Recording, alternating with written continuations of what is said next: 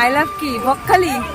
আমি যখন কাল রাতে ব্যাগ গোছাচ্ছিলাম তখন বরকে বলেছিলাম স্নান করার জন্য আলাদা একটা জামা নেব। এমন পাজি বর বলে কিনা তুমি কোথায় স্নান করবে, ওখানে তো কোনো জল নেই। বরের কথা শুনে খুব ভুল করে, সমুদ্রের নোনা জলে আমার জামাটাই নষ্ট হয়ে গেল। এসে 1 ঘন্টা মতো ঘুমিয়েছিলাম, তারপরে আবার রেডি হয়ে সবাই মিলে বেরিয়ে পড়লাম বিচে। প্রথমে খেলাম 1 কাপ দুধ চা।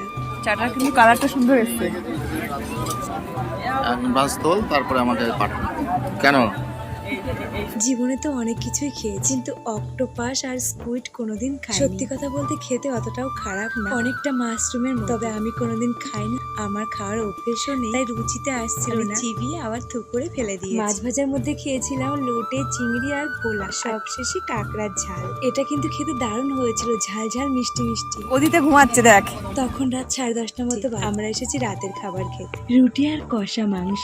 যাই হোক, আজকের ভিডিওটা এইটুকুই। টাটা।